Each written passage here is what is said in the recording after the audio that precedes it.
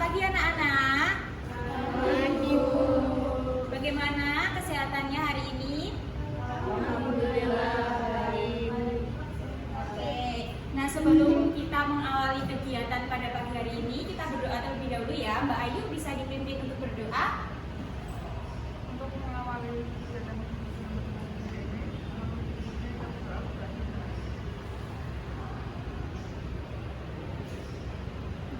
Baik, terima kasih Mbak Ayu yang telah memimpin doa. Selanjutnya Ibu akan melakukan absensi untuk mengetahui apakah ada yang tidak masuk. Baik, yang pertama ada Ayu, hadir Bu. Asri, Hadir Bu. Siti, Hadir Bu. Hafiz, Ikrimah, Intan, Hadir. Lili, Hadir Bu. Nia, Hadir. Niha, Hadir Bu. Okta, Hadir Bu. Sinta, Hadir. Vivi. Hadir. Oke, baik, semuanya alhamdulillah hadir ya. Oke. Nah, di sini Ibu mempunyai link untuk Mentimeter untuk mengecek bagaimana perasaan kalian sebelum melakukan pembelajaran kimia pada pagi hari ini. Bisa langsung di-scan ya. Oke, sudah.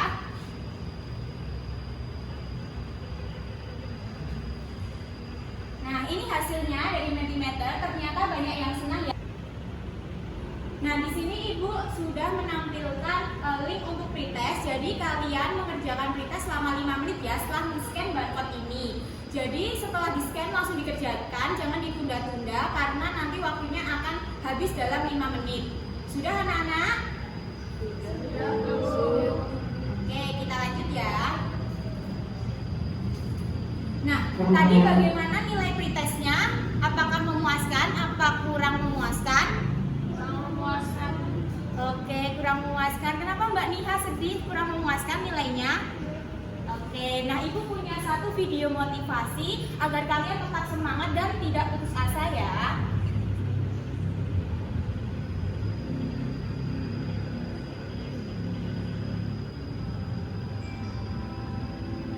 Pass the test paper now.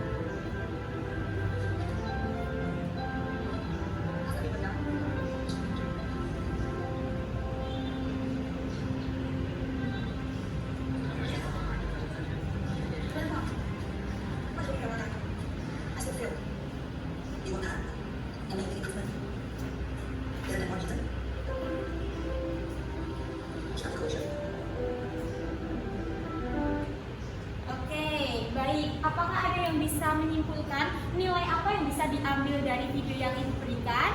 Saya Bu. Oke, Niha yang tadi sedia. Ya, bisa langsung jawab.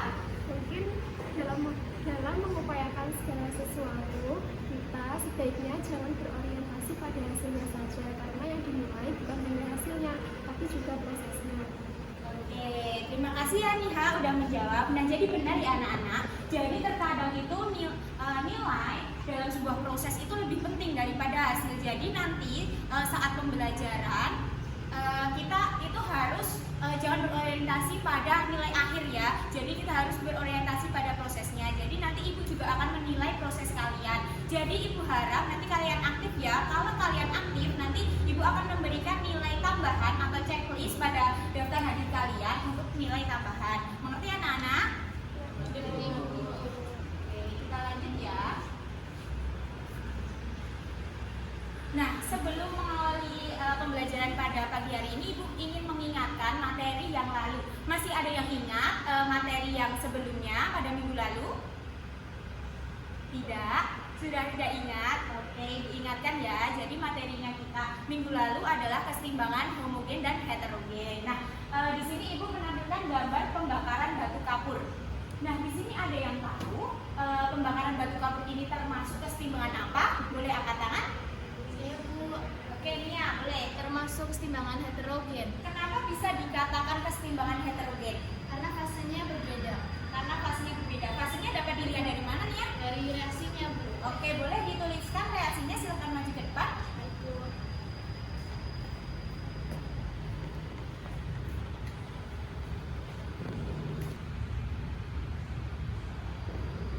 Oke, baik, terima kasih nih ya. Jadi reaksi dari pembakaran batu kapur itu adalah CaCO3 dalam keadaan solid mengalami kesetimbangan menjadi CaO dalam keadaan solid ditambah dengan CO2 dalam keadaan gas. Jadi karena ini sifat kesetimbangannya heterogen karena fasenya berbeda ya anak-anak. Dapat dimengerti? Oke, kita lanjut. Nah, jadi tujuan pembelajaran kali ini peserta mampu menganalisis, menyajikan, menyimpulkan, dan mengemukakan hasil pengolahan data untuk menentukan nilai tetapan kesetimbangan ilmiah KJ dan KT dengan tepat melalui kegiatan studi kasus. Nah, karena tahapan pembelajaran kita menggunakan metode guide inquiry learning, jadi untuk tahapannya itu kita pertama orientasi masalah, merumuskan hipotesis, mengumpulkan data, menganalisis data, dan menarik kesimpulan. Oke, kita masuk kegiatan inti ya. Kemarin Ibu minggu lalu udah bilang kalau kelompoknya itu udah dibagi sesuai dengan kelompok masing-masing. Apakah duduknya sudah sesuai dengan kelompok masing-masing? sudah Bu. Oke, sudah ya. Terima kasih karena sudah duduk sesuai kelompok masing-masing. Ibu akan membagikan LKPD untuk masing-masing kelompok. Untuk kelompok 1 dan ini untuk kelompok 2.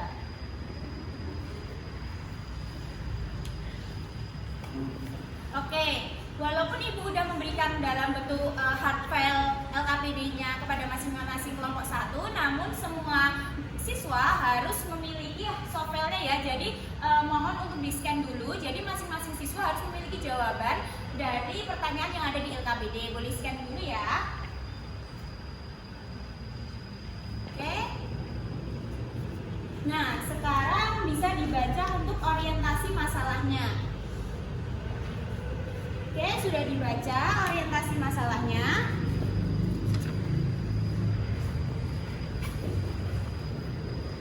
Sudah dibaca. Oke, selanjutnya kalau sudah, kita akan merumuskan masalah ya. Dijawab pertanyaan yang ada di rumusan masalah. Oke, sudah. Kalau sudah, kita akan lanjut untuk merumuskan hipotesis. Oke. Kemudian untuk mengumpulkan data di dalam LKPD itu sudah tersedia barcode, jadi kalian bisa mencari jawaban seluas-luasnya ya di dalam bahan ajar, PPT, video materi atau e-booknya ya.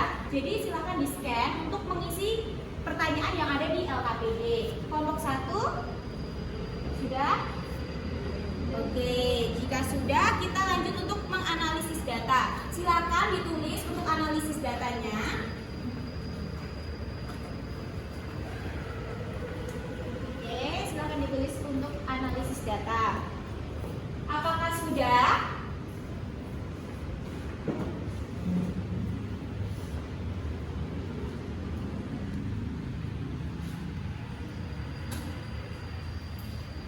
Oke, sudah ya anak-anak ya. Kelompok 2 itu untuk menganalisis data yang persamaan reaksi dan juga menuliskan MRS, juga menentukan konsentrasi masing-masing zat. Untuk kelompok yang di sebelah sini itu menuliskan, menentukan KC dan juga KP. Silakan untuk perwakilan kelompok bisa maju ke depan. Siapa? Saya Bu. Oke, Asri dan juga Lili.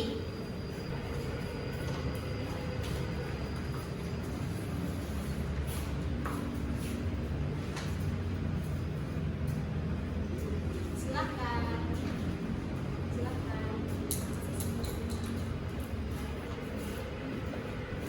Dan yang maju ini menulis, kan kalian juga udah mempunyai jawaban dari masing-masing siswa ya. Oke, jadi ada yang ingin menyimpulkan jawaban dari teman kalian? Oke, Sinta, silakan mau maju ke depan atau di situ saja? Boleh di sini aja. Oke, boleh. Jadi izin menyimpulkan untuk pembelajaran hari ini. Karena hari ini kita belajar tentang tetapan keseimbangan. Jadi tetapan keseimbangan itu bisa ditentukan dari data yang telah diberikan. Biasanya datanya sudah diketahui. Kemudian dengan diperoleh konsentrasi, kalau dari saat itu CO2-nya itu 0,1, kemudian H2-nya itu 0,1 juga, lalu CO3 0,1, dan terakhir konsentrasi sisa dari H2O itu 0,30. Kemudian tadi kita juga belajar tentang rumus KC. Dengan tetapan keseimbangan, setelah kita hitung KC-nya itu 9, kemudian dari KC kita tentukan KP dengan menggunakan rumus KP dan KC, dan diperoleh nilai ketetapan keseimbangan berdasarkan tekanan parsial KP 9 karena delta M-nya itu 0, sehingga kita bisa tarik rumus persamaan bahwa KP itu sama dengan KC. Oke, baik, terima kasih Sinta. Kita tunggu teman kita dulu ya. Oke, terima kasih. Oke, kita analisis bersama-sama ya. Nah, dari soal diketahui untuk karbon dioksida pada awal mereaksikan itu 0,40 dan juga gas hidrogen itu juga 0,40. Jadi kita tulis di sini untuk ulang-ulang. Kemudian setelah keadaan setimbang menghasilkan 0,2 mol karbon monoksida dan 0,3 uap air. Jadi untuk 0,3-nya kita tulis di sini. Selanjutnya kita menuliskan 0,3 di sini dan juga di sini. Karena di sini itu efisiennya sama semua, kita tuliskan 0,3 di sini dan juga di sini. Sehingga pada keadaan timbang hasil yang diperoleh seperti ini ya anak-anak. Oke, dari hasil keadaan timbang molnya dapat kita ketahui, bisa kita gunakan untuk mencari konsentrasi. Jadi untuk mencari konsentrasi itu rumusnya N per V. Karena volumenya pada soal itu 1 liter, jadi kita masukkan 1 liter. Sehingga konsentrasi CO2 0,1, konsentrasi H2 itu 0,1, konsentrasi CO itu 0,3, dan konsentrasi H2O adalah 0,3. Jadi jawaban dari kelompok 2 benar sekali ya. Beri tepuk tangan untuk kelompok 2. Oke, selanjutnya setelah kita menentukan konsentrasi, kita bisa mencari KC. Karena KC itu rumusnya adalah hasil kali konsentrasi produk di sebelah kanan dibagi hasil kali konsentrasi reaktan di sebelah kiri. Jangan lupa dipangkatkan koefisien. Tadi koefisiennya belum ditulis ya, karena koefisiennya satu semua. Ini kita tulis 1, 1, 1 semua ya. Jadi tinggal kita masukkan konsentrasi, kemudian KC-nya diketahui 9.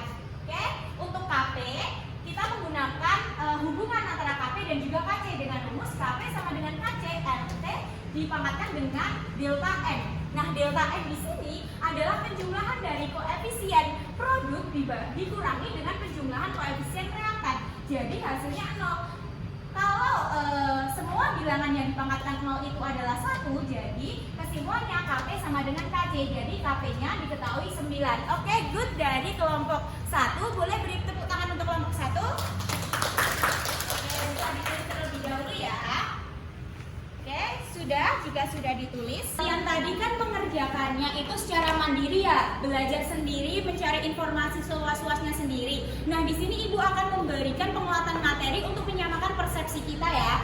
Nah, di sini kita akan membahas kesetimbangan kimia terkait tetapan kesetimbangan. Nah, jadi pada suhu tetap dalam suatu reaksi kesetimbangan terdapat hubungan antara konsentrasi reaksi dengan konsentrasi hasil reaksi terhadap tetapan kesetimbangan atau K.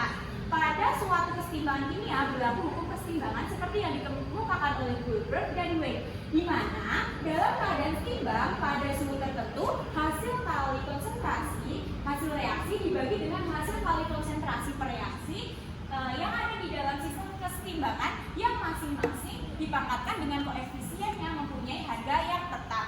Jadi tetapan kesetimbangan atau K merupakan angka yang menunjukkan perbandingan secara kuantitatif antara produk dan reaktan. Jadi untuk pengertian ini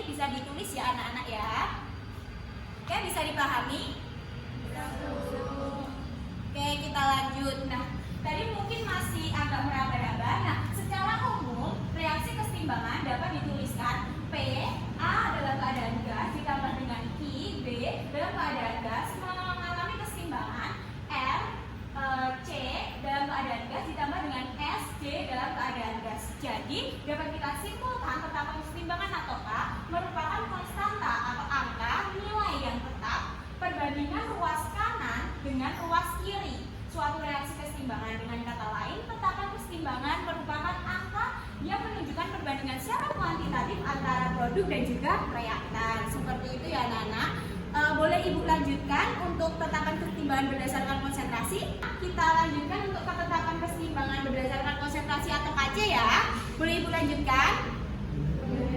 Oke. Nah, jadi apa sih itu KC? KC merupakan perbandingan hasil bagi antara konsentrasi molar zat-zat ruas kanan dengan konsentrasi molar zat-zat di ruas kiri yang dipangkatkan dengan koefisiennya. Jadi bisa kita tulis ya untuk rumus KC. KC sama dengan konsentrasi produk dipangkatkan dengan koefisien dikalikan dengan konsentrasi produk D dipangkatkan dengan koefisien dibagi dengan konsentrasi reaktan A dipangkatkan dengan koefisien dikalikan dengan konsentrasi B dipangkatkan dengan koefisien. Nah, jangan lupa untuk menentukan KC, fasenya hanya gas dan larutan atau aqua saja. Selain itu diabaikan. Ada yang ingin bertanya? Boleh? Kenapa itu hanya fase gas sama larutan aja? Oke, kenapa hanya fase gas dan larutan saja? Karena pada fase cair atau padat itu konsentrasinya adalah 0. Jadi semua bilangan yang dipangkatkan 0 itu hasilnya 1 atau dia tidak memiliki konsentrasi sehingga diabaikan. Jadi yang digunakan hanya fase gas dan larutan atau aqua saja. Ya, jadi karena tadi ini dalam keadaan gas semua, jadi bisa kita tulis seperti ini. Oke, bisa ditulis dulu rumusnya. Jangan lupa diberikan kotak ya anak-anak. Oke. Nah, di sini ada contoh soal. Nah, contoh soalnya ini buat pekerjaan di rumah ya. Ini mengerjakannya sama yang dikerjakan oleh Asri dan juga Lilih tadi. Jadi kalian sudah bisa kan? Oke, silahkan ditulis dulu.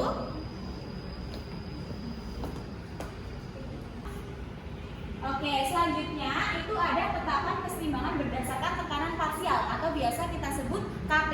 Nah, apa sih KP? KP merupakan hasil perbandingan atau hasil bagi antara tekanan parsial Px zat-zat di ruas kanan dan tekanan parsial zat-zat di ruas kiri yang dipangkatkan dengan koefisien masing-masing.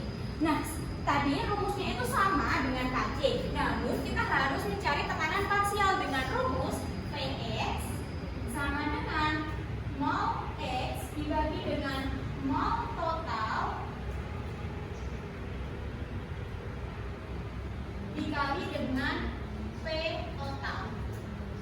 Oke, jadi setelah itu, setelah mencari Px, bisa kita masukkan ke rumus. Jadi rumus KP bisa kita tulis tekanan parsial pada C dipangkatkan dengan koefisien dikali tekanan parsial D dipangkatkan dengan koefisien dibagi dengan tekanan parsial pada A dipangkatkan dengan koefisien dikali dengan tekanan parsial B dipangkatkan dengan koefisien. Oke, bisa dipahami? Nah, untuk yang ini, untuk yang KP itu untuk fase gas saja, selain itu diabaikan. Kenapa cuma fase gas? Oke, sama seperti tadi yang kenapa nggak sama yang KC juga? Karena KC kan ada gas dan juga larutan. Kalau untuk KP itu kan kita mencari tekanan parsial. Nah, untuk larutan, cair, terus padatan itu tidak mempunyai tekanan parsial, sehingga nanti tekanan parsialnya itu dipangkatkan dengan 0. Semua bilangan yang dipangkatkan 0 kan hasilnya 1, sehingga diabaikan saja, yang ditulis pada fase gas saja. Oke, dapat dimengerti? Oke, ini bisa ditulis dulu ya rumusnya.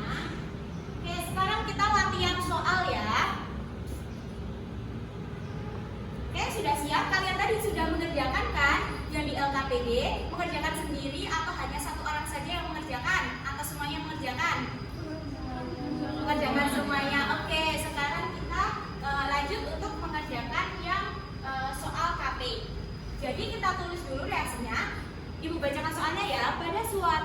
Pada suhu tertentu terjadi reaksi kesetimbangan N2 gas ditambah dengan 3H2 gas mengalami kesetimbangan jadi 2 NH3 dalam keadaan gas jika mula-mula dipanaskan 0,6 mol N2 dan 2 mol gas H2 pada tekanan total 3,2 atm, maka pada saat setimbang akan terbentuk gas N2 sebanyak 0,1 mol. Berapa harga KP? Jadi yang ditanyakan adalah KP ya.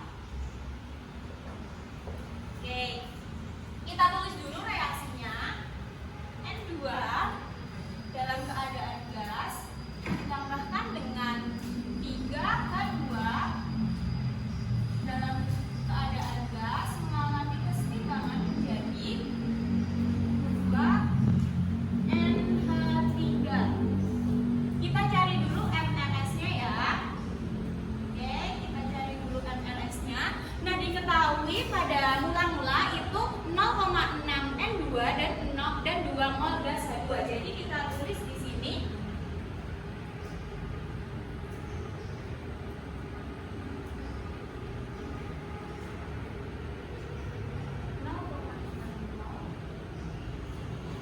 dan 2 mol. Oke, selanjutnya untuk setelah setimbang terbentuk gas N2 sebanyak 0,1 mol. Jadi N2 di sini ya 0,1 mol. Jadi berapa? Bisa menjadi 0,1 mol, ditulis di sini berapa? 0,5. Benar sekali. Nah, pada koefisien di sini 1, di sini 0,5, berarti kalau di sini 3, di sini ditulis berapa? 1,5. Oke.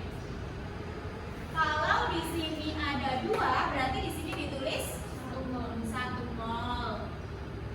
Oke, bisa kita tulis 1,5 mol. Di sini 1 mol. Oke, kalau mencari Kc, kita harus menentukan P atau tekanan parsial. Jadi mol X dibagi dengan mol total dikali dengan P total. Jadi kita jumlahkan dulu ya untuk mol totalnya. Ini hasilnya sama dengan 1,6 mol. Oke. Nah, untuk mencari P N2 itu kita menggunakan mol yang setimbang. Jadi PX sama dengan 0,1 mol dibagi dengan mol totalnya berapa? Mol totalnya 1,6. Kemudian dikali dengan P total itu sebanyak di dalam soal 3,2 atm. Jadi hasilnya untuk PN2 itu sebanyak 0,2 mol. Oke, untuk selanjutnya untuk PH2 itu sama dengan 1,5 mol dibagi dengan 1,6 mol dikali 3,2 atm, hasilnya 1 mol. Oke, untuk PNH3 itu sama dengan 1 mol dibagi dengan 1,6 mol dikali 3,2 atm. Ini hasilnya atm ya. Sama dengan 2 atm. Oke, jadi kita bisa masukkan ke rumus KP. Karena KP itu adalah konsentrasi produk atau konsentrasi tekanan N2, NH3 dipangkatkan dengan koefisiennya 2 dibagi dengan P N2 dipangkatkan dengan 1 dikali dengan P H2 dipangkatkan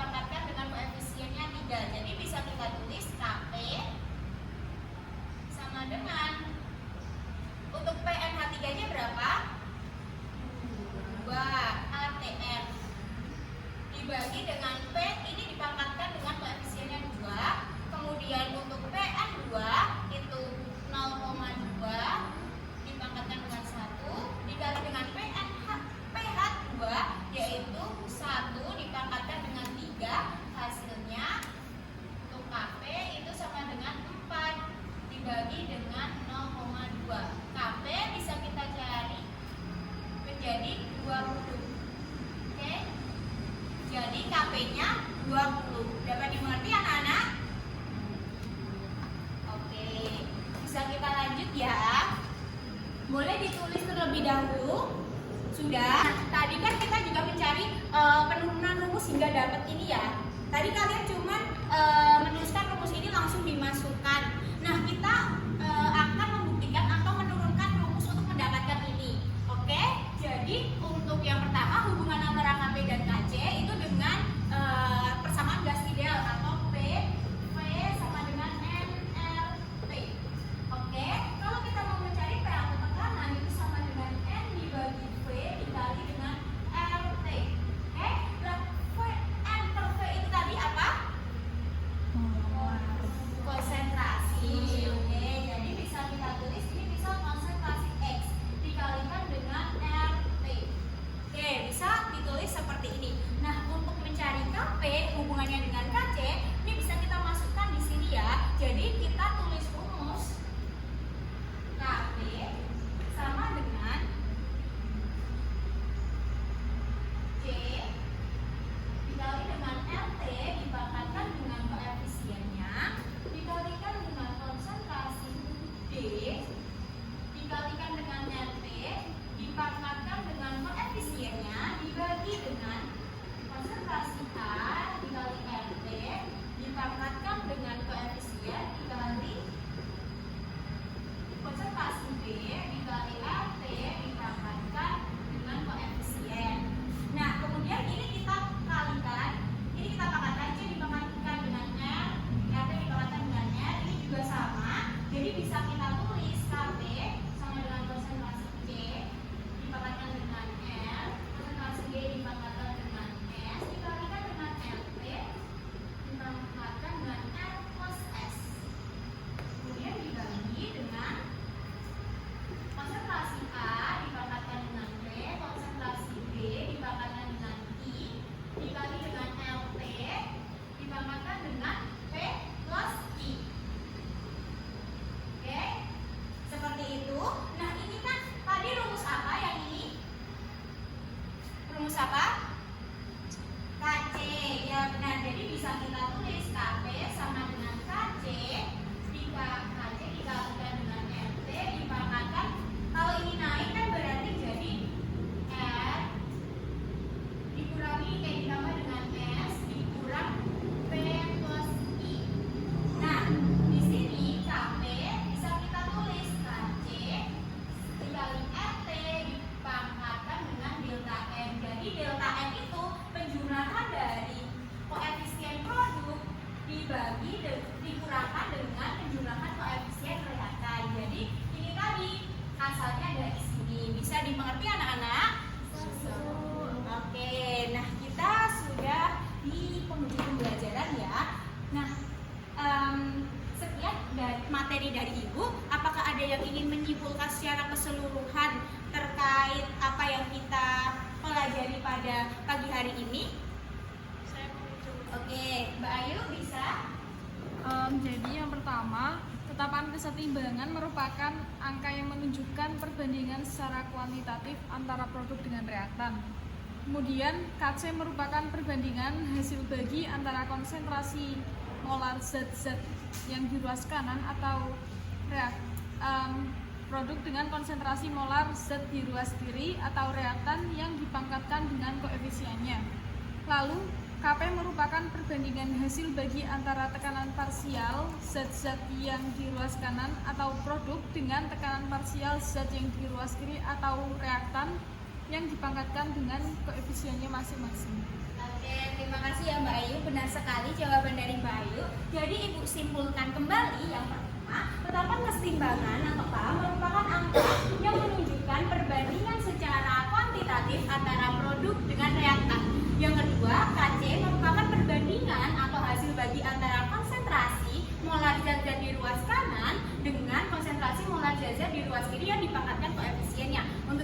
sehingga KP merupakan perbandingan atau hasil bagi antara tekanan parsial PX zat-zat ruas kanan dengan tekanan parsial zat-zat di ruas kiri yang dipangkatkan koefisien masing-masing.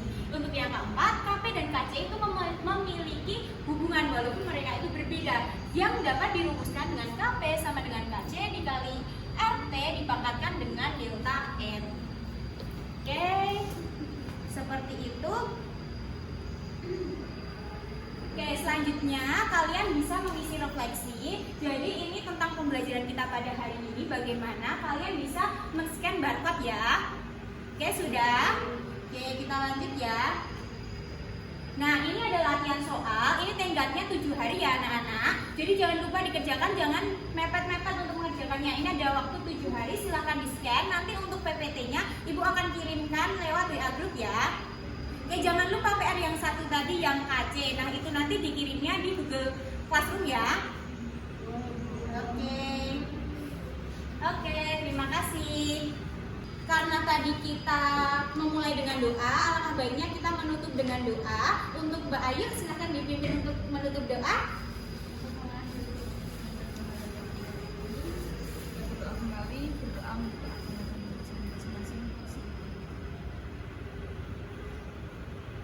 berdoa selesai. Alhamdulillahirabbil alamin, kita telah selesai untuk pembelajaran kimia pada hari ini. Oke, Ibu tutup. Akhir kata, wassalamualaikum warahmatullahi wabarakatuh.